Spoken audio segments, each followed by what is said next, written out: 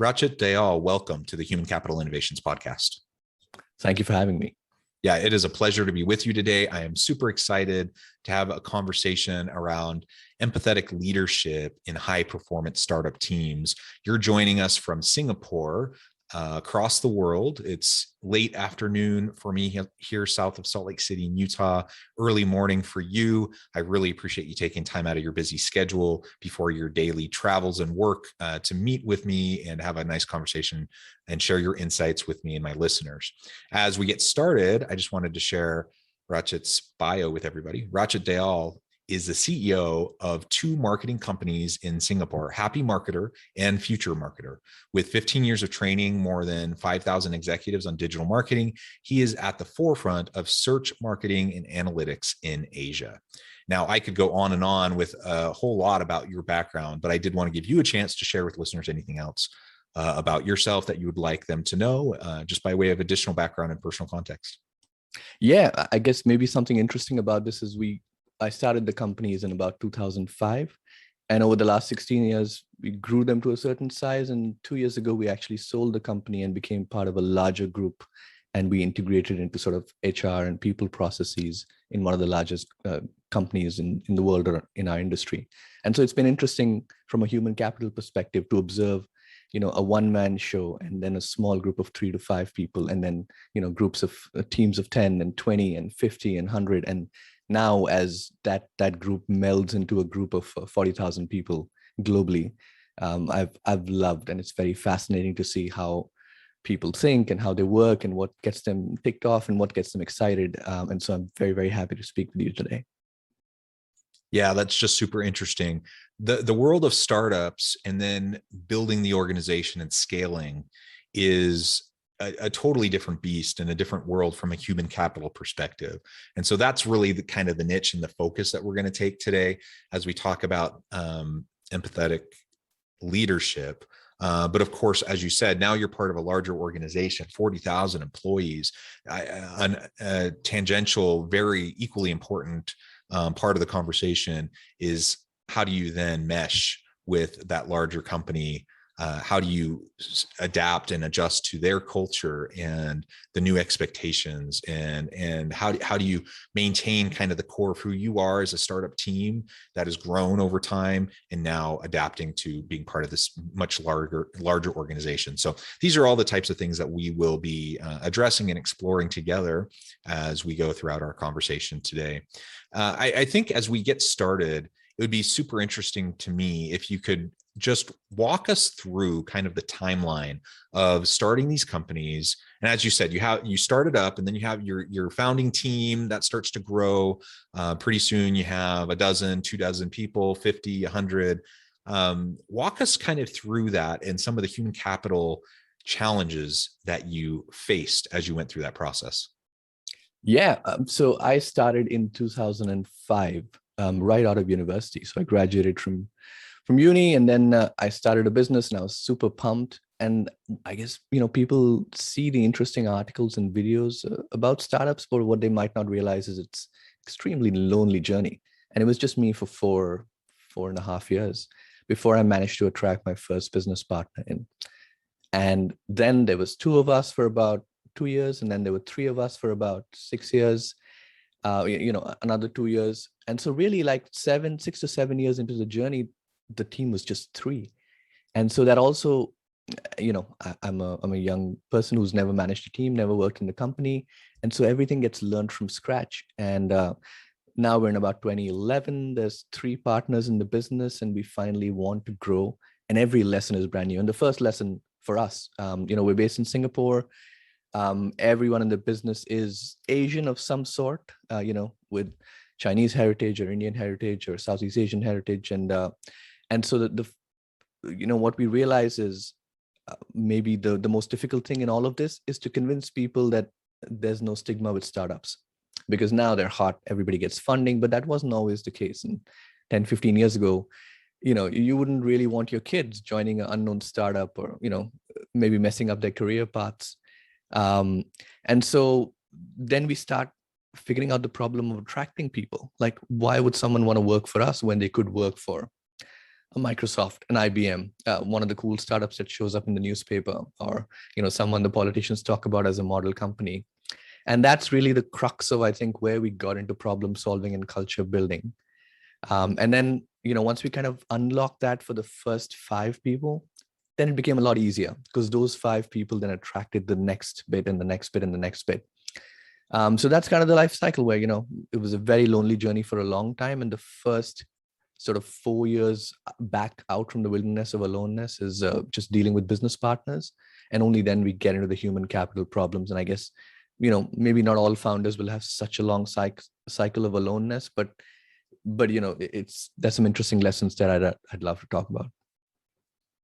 Yeah, and that's interesting. Like sometimes there is a founding team, multiple people. In your case, it was you by yourself for a number of years, and then you add a person, then you add a few more people, and over time you have this slow scaling. And so I suppose that it just illustrates that every startup is different, every situation is different, and so there is no one size fits all to the best ways to approach this, right? The loneliness of being a solopreneur is certainly a challenge when you have a startup trying to deal with those sorts of things, and just wearing all hats and being all things to your customers, of course, has its own set of challenges.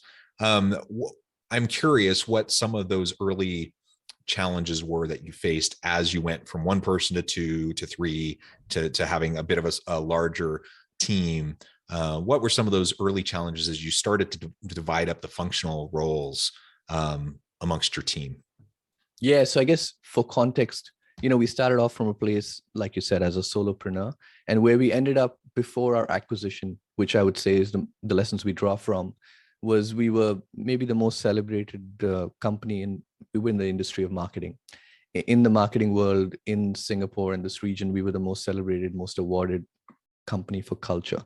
And so, that I consider our greatest achievement, more so than revenue or acquisition. And so, great question, which is what are the building blocks that get us there? And I guess the first lesson comes from the aloneness of knowing that, this is really hard. And so anybody else that I managed to bring onto the business, man, I'm thankful for you. Like, thank you for taking the gamble on the business. Thank you for your nights and weekends. And this is a creative industry. There's no set process in place. Every day we wake up to a new problem. New client walks in, new industry. They've never solved this problem before. They want to launch a product. They want to beat a competitor. They just want to figure out what the heck to make. And so it's a brand new problem. And so just, the kind of gratefulness for every colleague for actually just putting in a day's work is something that I realized we had in the early days, and it helped a lot. Because we attracted these young people and they expected to be in a high-paced environment that stressed them out, but they didn't expect to be with colleagues who were truly, genuinely happy to see them in the office for brunch, who were really happy when somebody produced a good piece of work and they could work on it and add on. So I'd say sort of the gratitude towards everybody is for taking a gamble on the team and joining and putting in their effort. That was a key thing. And a decade and a half later, I still don't see that much of that in the workplace, where, you jump on a Zoom call and are you really grateful for the other person for, staying up late or working or preparing for this meeting? And we've tried to keep that attitude through as we add people. And, that's a really good asset.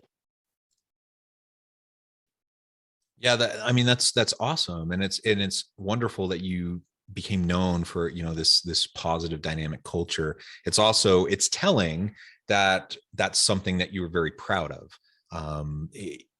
I don't think that happens by accident.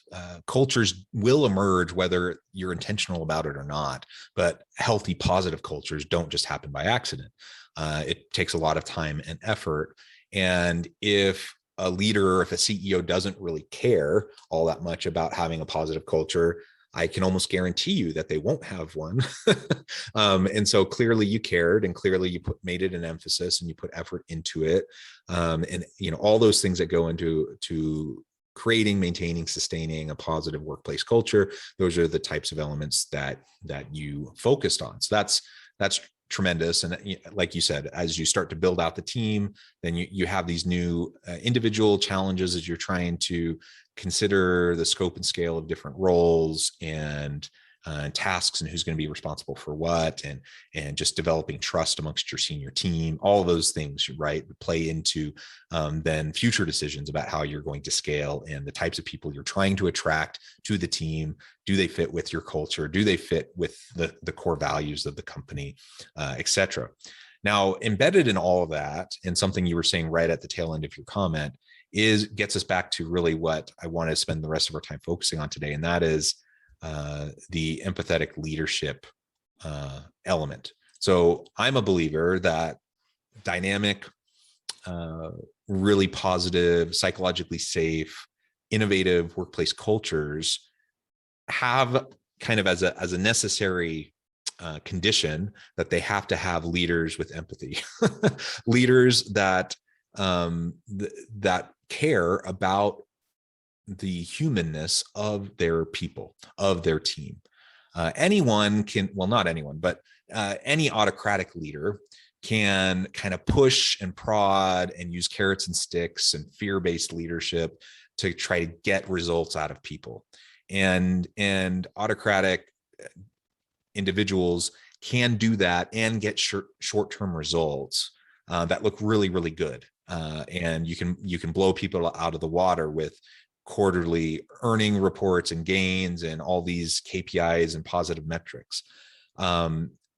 But the sustainable type of positive outcomes of high performance teams, that really can only come about as you establish mutual accountability and trust with your people, as you show vulnerability from yourself as a leader to your people and give them permission to show vulnerability back to you. And everyone knows that, like, you genuinely care, you have empathy, you actually want them to be successful, you want to support them and be there to help them grow, not only in their job, but in their career, whether it's in your company or they end up leaving and going somewhere else to flourish in their career. I'm starting to monologue a little bit, but maybe you can talk a little bit more about how you see the role of empathy in creating that kind of a dynamic, high performance culture, and if you have an example or two about how that played out in your organizations. Yeah. So, I guess zooming out, if for anybody who's working in a startup or who's running a startup, here's my observation of a truth, which is that there is no natural empathy. When you create a startup, it's because of the love for making something, or you're running away from that sort of fear of mediocrity and trying to break out of the pack. And so what that lends itself well is to the autocracy. Now, autocracy is a strong word, but what it naturally comes with is vision. You have a vision for where things need to go. You might be a very intelligent person and you might have an easy time maybe figuring systems out or maybe roadmaps and strategies out. So people who tend to start these small teams tend to have those things. And so empathy is not natural to them, and it wasn't natural to me. And so for people working in those teams, also recognize that your leader is going to struggle with this. Like, they were not born with empathy. They might not have experienced an empathetic leader, but just recognize they have a spark within them. Their need to excel in everything means that they also want to excel in the human elements of it. They just don't get enough feedback in the real world, because in the business world, they get financials, you get sales, you get revenue, you get customer satisfaction, you get product development. There's a lot of metrics to help leaders keep them on the right path when it comes to the business metrics. But there's not enough feedback from people to keep them on the right path to grow as an empathetic leader. And so feel free to be that moral compass, be that thermometer, and guide your leaders back. And they will be grateful for it. And I know all the founders I know are very, very grateful for frank, honest teammates who want to build a culture and who are pointed and blunt when something is wrong and who are celebratory when things go right. So that's the first thing, which is empathy is a muscle to build sort of together. And it's not an easy journey. And I guess in our business, I obviously did not start out having any sort of empathy. Like, all I understood was, this is marketing, this is copywriting, this is design. Let's do a good job, guys. And I was utterly disappointed when I'd hired people, and of course they weren't perfect, but in my head they were supposed to be. We just sacrificed all the money we had to hire you. Come on, make it work. And so it's a process. And like how that played out for us in later years was, people have personal lives and things happen.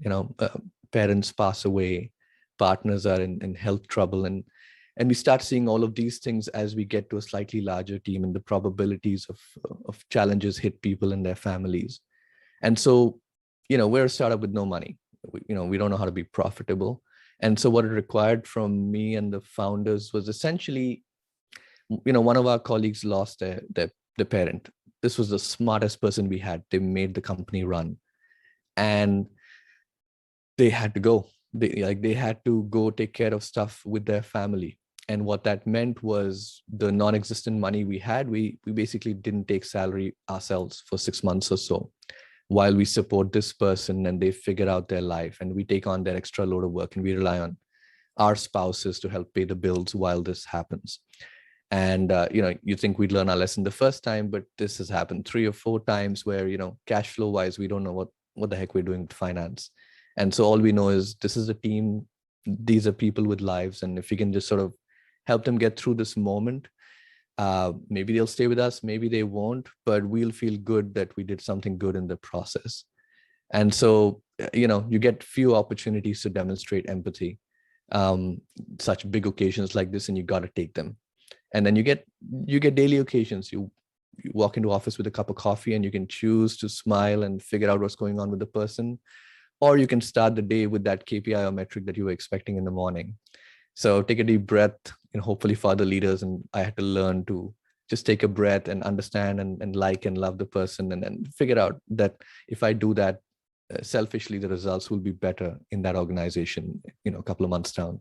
Yeah, I mean, and that's the interesting thing, isn't it? Because the natural byproduct of showing empathy, like treating the people in front of you as human beings, being with them as a person, and valuing them as a person, the natural byproduct of that will be better results for the company, better results for the team.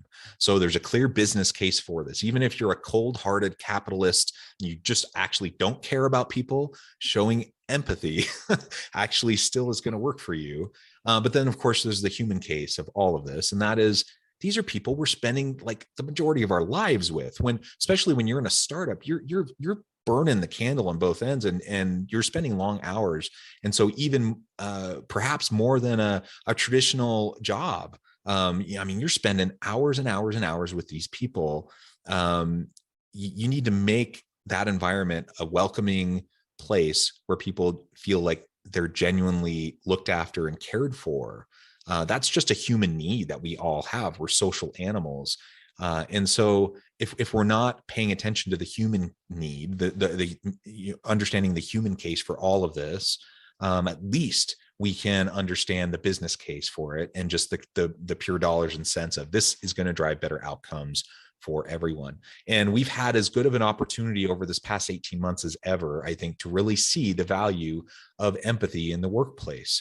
During the pandemic, I don't know exactly how things hit Singapore, but if you're anything close to how the rest of the world was, there was major disruption, lots of anxiety and stress, lots of challenges and struggles as workers and teams are trying to figure out how to do things remotely, and continuing to just keep the doors open while everything's uncertain amidst all the uncertainty, right? And if ever there was a time in a place where we needed people to show genuine empathy and caring for each other, it's been during these last 18 months. And I think that those leaders that have been able to do that have stood out, and it makes it all the easier now for organizations.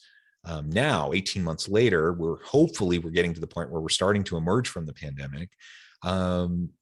We know that companies are having a hard time finding talent. The great resignation and the battle for talent, the labor market is tough right now.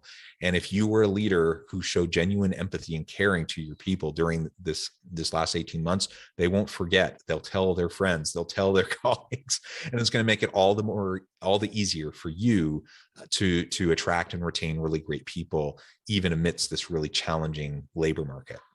I guess a good realization for a lot of people would be that this takes a long time. So the short-term impacts of empathy are probably negative on the P&L. because you give that person who's not performing an extra 4 months to discover that they're not performing rather than you know, putting it in front of their face. Or, like I said, there are employees with challenges, and you can literally only hire one more person for one more month, but you have to find a way to sacrifice and make a deal to support them. So in the short term, it is tough financially to be empathetic.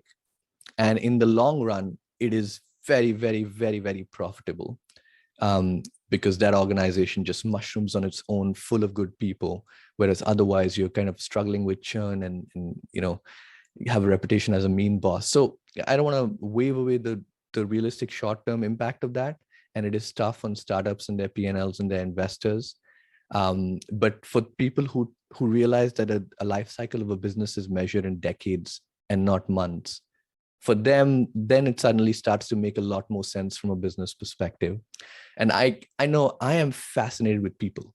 When I got started, I was studying topics like NLP, and I trained to be a hypnotherapist. And so for me, it's a natural fascination to understand what the heck is in our noggin. Like, how does our brain work and how we process emotions? Like this week, I just discovered, this is going to be weird, maybe if you're of a different type of person than I am, that not everyone has an inner monologue. My brain is a busy mess of words and it talks back to me all the time. Mine too. Yeah. But I just discovered, and I spoke to my wife, and I realized she has no voice. No, she's shapes and patterns and colors, perhaps, but there's nobody talking back there. And so when I think she's like sitting there and we're having an argument or a problem, we're not. She's already past the problem and she's already imagining something else while I'm litigating something from 10 years ago. And so people are fascinating. They have a map of the world, and they take the same information that I see in my eyes and ears, and they process it differently. And for me, that is just so much fun in building a team, just to discover what people's strengths are and weaknesses are, and how this whole thing works. And so one last thing I want to say before I kind of leave from the marketing industry, which might be a useful insight for some people. We earned a sort of a nickname towards the 15-year mark of our business as the misfits of marketing. And all that is it's a verbalization of something that's unsaid, which is that this is an industry that attracts people who don't fit the mold. Like, you couldn't become a banker, or maybe you could intellectually, but emotionally you couldn't sit in that chair and follow those same rules and patterns again and again for success.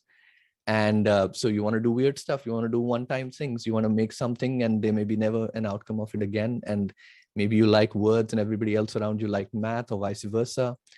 And so, just recognize the weird. And for us, that was really what made it click eventually. We realized that people who come to us are probably not going to fit a normal organization. And so just opening up and embracing them in our organization, like they finally feel at home. They can, show their weird and work the way they want to work, and people can respect the outcomes. And so that's an interesting insight for anybody else who's trying to create something, high performance, but it doesn't, there's no pattern to it and there's no process to it. This might be it. Just verbalize the fact that the people you attract are struggling to fit elsewhere, and they'll have the patience and time and love to kind of fit into this organization. I love it. I love it. Thank you so much for the time you've been sharing with us and the insights you've shared today. I note the time, and we're getting close to the end of our time. Before I let you go, I wanted to give you a chance to share with listeners how they can get connected with you, find out more about your companies, your team, and then give us a final word on the topic for today. Yeah. Well, if you can find me, you can find me on LinkedIn. That's RACHIT DAYAL. And we're going to go live pretty soon, but next month there's a whole bunch of videos coming out, and I love exploring the brain and the mind and the heart, and through the startup world. So if you like this topic, then do follow me and tag onto those videos. And I guess my final word on the topic is that all of these good things that you hear and you aspire to and you read about don't come naturally. And you just, if you're the type of person who's listening to the podcast, you probably have a curiosity to get better, to learn some new stuff, to hear examples. And that's really the spark. Like, just keep that alive. Everything else on the path you'll figure out, and yours will be a unique path. But what's probably common to all of us walking that different roads is that curiosity. Then we love people and figuring out people and the structures and organizations. And that spark is magic. So just keep it going. Well said. Thank you so much for joining me today. I appreciate all of your insights. I encourage listeners to reach out, to get connected, find out more about what Rachit and his team can do for you. And as always, I hope everyone can stay healthy and safe. They can find meaning and purpose at work each and every day. And I hope you all have a great week.